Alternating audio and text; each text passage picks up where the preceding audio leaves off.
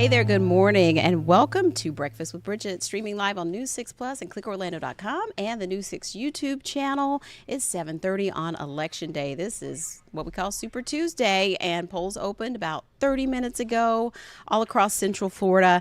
And so we are looking forward to a busy day of coverage here with Results 2024, and we'll have our teams out as long as it takes today to get those results in for you. So keep it here.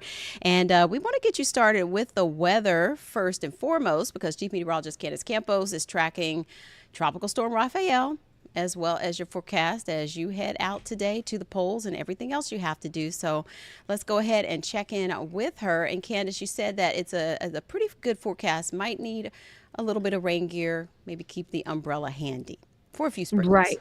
Yeah, you know what? There's going to be a couple scattered showers still in the forecast, just like yesterday.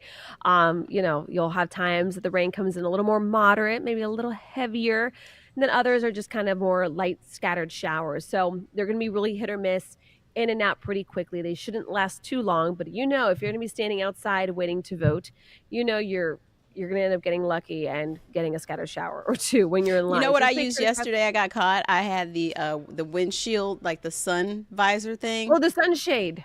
I did one of those floppy ones, the like foldable one that you can never get folded back up right. I used that to run in somewhere because I couldn't find my umbrella. Use what you got, right? I mean, as the mother as the mom I am, I got two little mini umbrellas for the girls that sit in their side of the car. I don't have one. So the kids, I'm saying they're kind of mini ones sometimes. They're both banging their umbrellas all over the place. It's a mess. But yes, make sure you have the umbrellas. It's not going to be a washout of a day, just if you're going to be out and about this afternoon. It doesn't hurt to kind of keep one in the back seat. But along with waiting in line, dodging some rain, we're also going to have to be dealing with some of that heat, as temperatures for today will be in those mid 80s. But at times, it could be feeling closer to like the low 90s. So it's not going to be as comfortable and as pleasant as it has been over the past couple of days, as we have some more tropical moisture that we're going to have to contend with over the next couple of afternoons. So prepare yourself. So let's take it to the maps and show you what's going on. Muggy, warm, few speedy showers in the forecast today for your election day. Now, as we head into the rest of the week, really Wednesday and Thursday, we're going to start bumping up those rain chances just a little bit, up to about a 50% chance. Not a washout, but just a little more oomph in our rain coverage as we head again Wednesday and Thursday. And that's all thanks to Tropical Storm Rafael. Now, we're not looking at a direct impact from the system, but some of that outflow moisture could start moving into our local forecast, kind of enhancing the rain chances that we have. So as of right now, we're watching two different areas in the tropics. The National Hurricane Center highlighting that one zone in yellow for the potential of possible formation. As of right now, low chance within the next 7 days. Then just to our south, we have Tropical Storm Rafael. So locally, it's going to be kind of a 1-2 punch with these two systems. So Rafael is going to start increasing our rain Wednesday and Thursday, but it's this area highlighted in yellow that will have the potential of bringing with it a couple more scattered showers into the forecast by late weekend or so. So let's take it step by step. Tropical Storm Rafael right now has sustained winds of 60 miles per hour, still expected to become a hurricane as it moves over the Cayman Islands, over western Cuba, and then emerging out into the Gulf of Mexico. Some models fluctuate back and forth whether or not it's going to strengthen potentially to a stronger Category 1, a weak Category 2. We'll have to wait and see. But the models do agree that this is going to be taking more of a westerly track and steering clear of most of Florida, which is certainly good news. And that's thanks to that big ridge of high pressure that's kind of acting like that roadblock, that little safe bubble from anything tropical. Now, back here at home, the wind gusts today are going to be what we've been dealing with for the last couple of days, gusting up to about 30 miles per hour, potentially along our coastline. And it's going to continue to stay very breezy as we will start to see the pressure gradient kind of tighten as Tropical Storm Rafael again moves a bit closer towards us, but not technically towards us, right? Coastal hazards because of that breeze. We got that high risk of rip currents, high surf advisory. We do have small craft advisories as well. So just kind of a bad day if you want to be on the boat or at the beach. Looking downrange, there goes Rafael. You can see it there moving into kind of the central portions of the Gulf of Mexico. But notice that there's a lot more green kind of in the area. So with that being said, are we talking about widespread rain, like the system is much closer. No, this is at this point in time, just a couple more of those showers packing a little bit of a heavier batch of rain. Maybe could pick up maybe an inch of rain when this is all said and done. But overall, this is certainly not going to be a Central Florida storm by any means. So before we get there, scattered showers will be the name of the game for your Tuesday. As we get into late Tuesday night into early Wednesday morning, look what happens. You're going to start seeing a little more reds and yellows being picked up on the modeling, and that's just kind of indicating some more of those heavier rain bands. This is early Wednesday morning. Again, seeing some scattered showers with some of the bulk of the rest of the afternoon showers out towards our western communities. So overall, just rain chances today, 30%. But then as we head into tomorrow, they will go up. So as we take you here hour by hour for your Election Day Tuesday, 84 will be your high, although it will be feeling a touch warmer than that. But then on Wednesday, look how your rain chances do change a bit. They do go up to about a 50% shot for those scattered showers. And as we get results here through full 7-day forecast, keeping rain chances slightly elevated Wednesday and Thursday, a little dry slot for Friday and Saturday. And again, we're going to continue to watch the progress of that other area out in the tropics, that area highlighted in yellow. How much of a role will it play in our local forecast? We're still kind of ironing out those details, but as of now, we're keeping rain chances at about a 20%, Bridgett. Okay, not bad at all, Candace. And it is a lot to watch when you show me that tropics map. So we'll just keep watching for your updates to sort of It is. I mean, the good news is our conditions are favorable, like juiced up atmosphere is starting to back off a little bit. It's still there. It's still certainly able to develop stuff tropically. But things are going to it's going to start getting a little more difficult to actually ramp up, significant storms.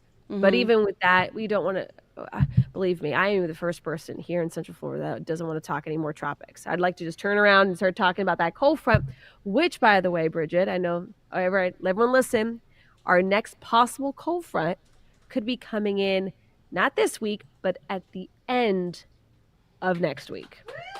Let's get there. So, that's very long in the future. That could all change. But as of right now, that's the one thing I'm going to keep my eyes set on.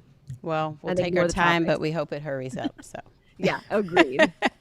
All right. Thank you, Candace. You're welcome.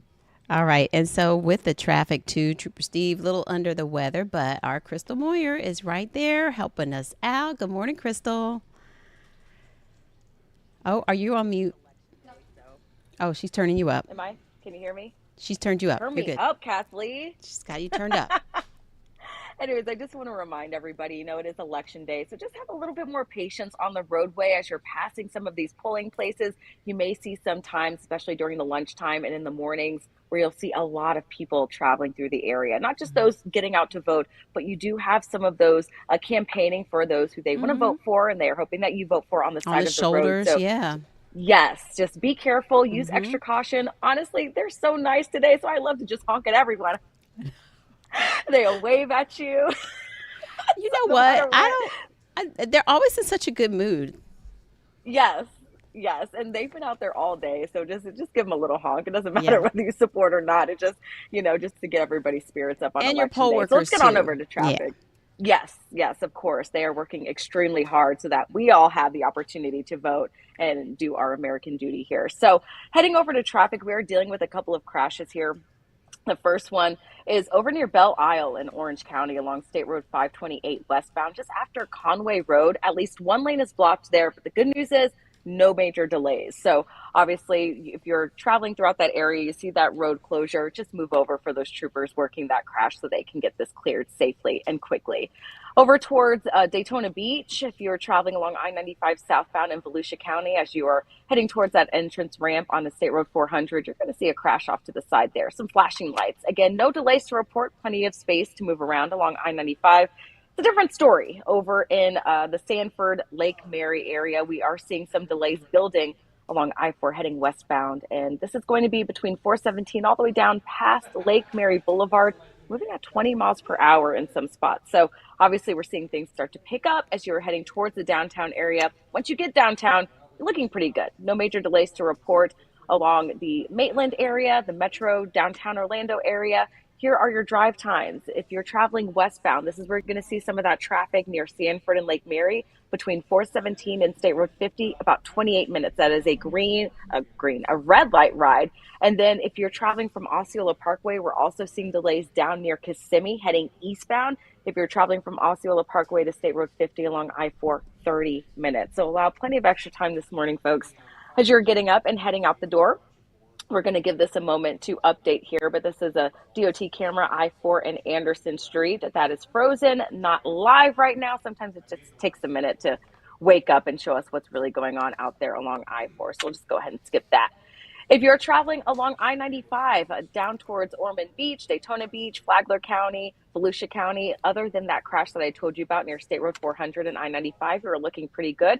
Heading down towards Brevard County, Titusville, St. John's, Rockledge, Satellite Beach, good morning, you're looking pretty good.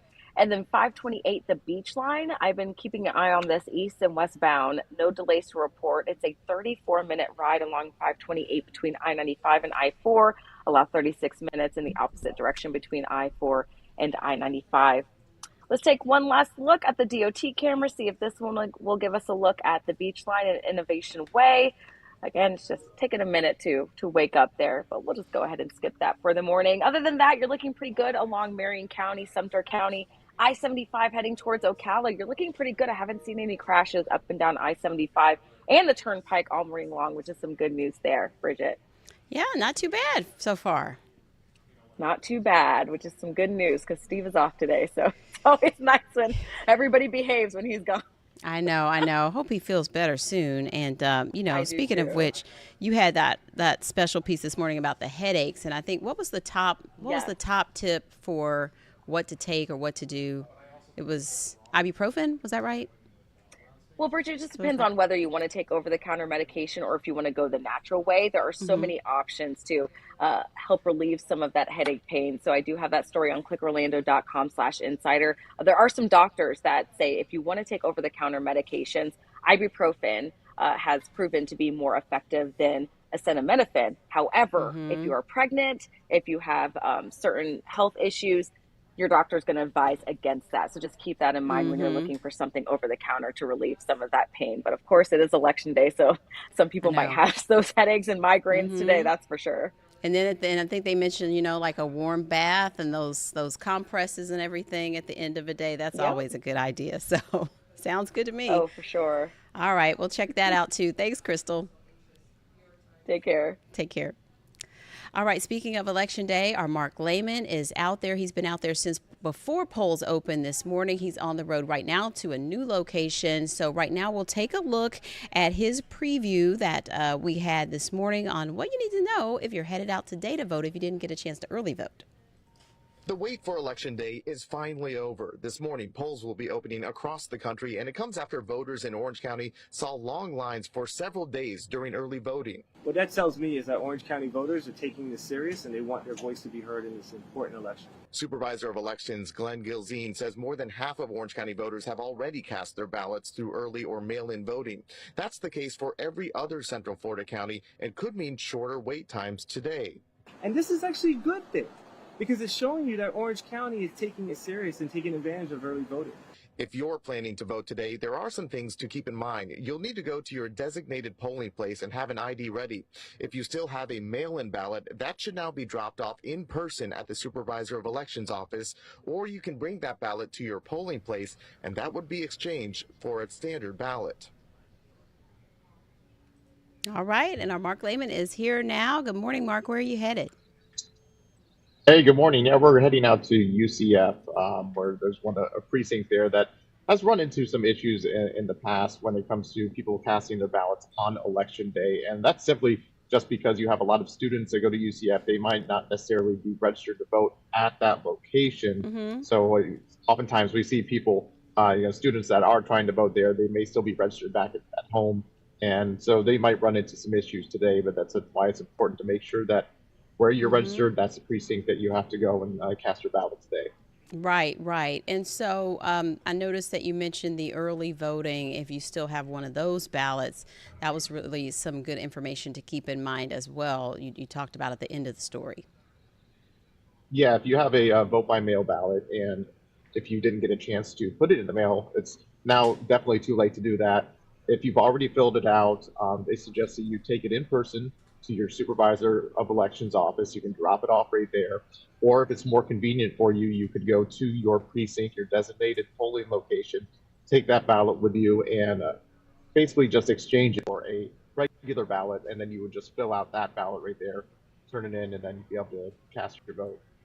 So you'd have to wait in line, though, to do that, Yes. technically. Well, I mean, yeah, depending on your location, you might not run into a line. Yeah. Depending on the time of day as well. We've already seen some places in Orange County started out the day with long lines just because people were eager to cast their ballot before they went off to work, and that's when you see the busier times at the beginning of the day, maybe around lunchtime, end of the day as well. But the supervisor believes that the lines will actually be much less than what they were for early voting because so many people have already cast their votes. We're talking about more than half of registered voters in Orange County, about 55% have already turned in those ballots. So the belief is that you may see some long lines today, but they should be much less than what we were seeing for early voting, which has now become more popular than ever. And you mentioned like the college students, for instance. But what would have been the best idea for them maybe to make sure they had updated their IDs so that they could do it at UCF, or just make up their mind if they were going to early vote and try to go home and do it, or maybe have requested a mail-in ballot and then drop it off at the elections office? What should those out-of-town students be doing? Yeah, I mean, they should have had this taken care of weeks ago. I mean, we've done the call centers to encourage people to update their voting address if they have moved, make it as easy as possible for someone to do that.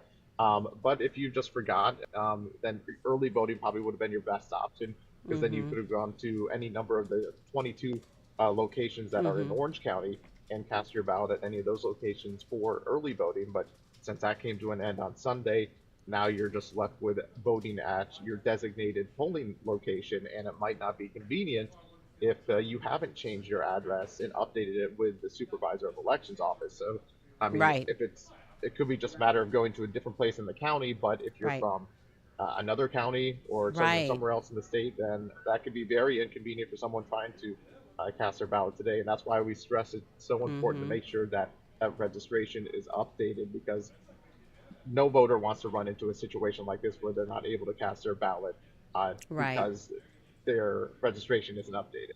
Right. And that's one of those things that people have campaigned and tried to build awareness around what you need to know, especially on the campuses, too. I'm sure there's been plenty of warning and awareness about what you should be doing, but of course, sometimes it slips through. And so some people will probably be disappointed today because they didn't prepare Yeah, for, being an out of towner or maybe not having updated addresses.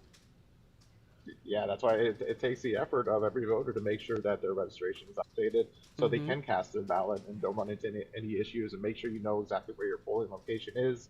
Try to go at a time when it's not as busy, maybe the middle of the day if you're able to. But if you do go during those busier times, just be prepared to wait because you may run into some longer lines. But supervisor says that no matter what, if you're in line by the time polls close at 7 p.m. tonight, you will be able to cast your vote, even if it runs beyond the time from when the polls close. You just got to make sure you're in line by 7 p.m.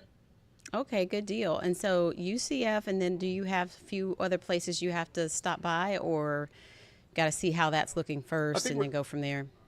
yeah, we're just keeping an eye on where like the biggest turnout might be today and keeping an eye out for any potential issues that may pop up. We haven't heard of any so far this morning. I'm actually going to be talking with the supervisor here in a short while just to check Okay. in to see how things have been going so far. But at least so far this morning, there have been some lines, we know that, but things seem to be going smooth from what we're seeing. And there's not a tool yet, is there, where you can check to see about wait times? That's not exactly something we have yet before you go somewhere. I know I know the supervisor of elections office made some updates to their website where you can track certain things on their website in real time. I haven't checked it out so far this morning, so I'm not exactly Okay. sure what updates they're providing. But that's definitely a good tool that if you have any questions, go to your county supervisor of elections website, and they have everything there available for you to let you know exactly where you should be voting and to make sure that you can check on your address to see that you're registered in the proper precinct.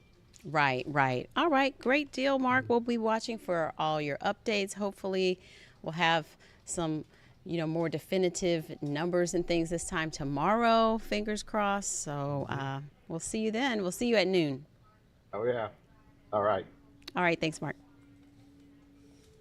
And so, of course, it is the final push, and our Angie Casada explains how that the battleground states are really where it could come down to what actually happens with the outcome of this race, because, of course, the biggest race on the ballot is the White House, and Vice President Kamala Harris and former President Donald Trump, they were working late into the night, hoping to sway any of those last-minute voters in those battleground areas. So here is Angie with more on the wrap from last night. Former President Donald Trump rallying well past midnight in Grand Rapids, Michigan. But I'd like to begin by asking a question. Are you better off now than you were 4 years ago? Trump revisiting his final campaign stops from 2016 and 2020. Had the last word with a late-night rally after stumping through North Carolina and Pennsylvania. Because over the past 4 years, Americans have suffered one catastrophic failure, betrayal, and humiliation after another. Vice President Harris went all in on Pennsylvania. And we will win because when you know what you stand for, you know what to fight for. Closing out a multi-stop tour of the state with star-studded concert rallies in Pittsburgh and Philadelphia. I pledge to seek common ground and common sense solutions to the challenges you face. I am not looking to score political points. I am looking to make progress. And of course, keep it here on News 6 for nonstop coverage. We're committed to staying on as long as it takes to give you live local results and analysis from our analysts, our teams that are out in the field, as well as online at clickorlando.com. Again, here on News 6 Plus streaming app from 4 p.m. until midnight. Meantime, at 7 on our YouTube channel, News 6 anchor Lisa Bell will host a political panel this evening at 7 p.m. And the national coverage from CBS from 7 p.m. till 11 p.m. will air on WKMG News 6. So we'll be with you, of course, in the morning with the latest, starting with News 6 mornings at 5 a.m. And, of course, we'll be back here with more breakfast at 7:30 here on News 6 Plus. We are also turning 1 tomorrow, so we're so excited about that as well. We're going to take a quick break. We'll be right back with some more election news.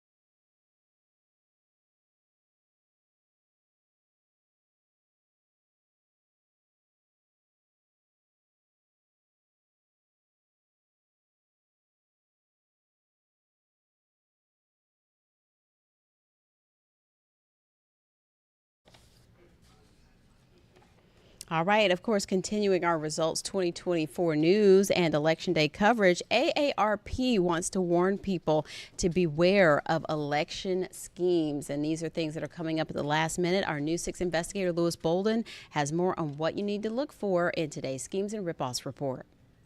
AARP is urging people to be on the lookout for election-related scams. Anytime there is a pressing current event, right now, election season, or also hurricane-related issues, fraudsters are going to capitalize on that. Karen Murillo says be on the lookout for phone calls and emails asking for last-minute political donations. AARP also warns of disinformation campaigns, and so does the FBI. Just last month, the FBI released this bulletin warning the public to be aware of foreign threat actors spreading disinformation. According to the bulletin, malicious actors continue to spread false information or misleading information in an attempt to manipulate public opinion.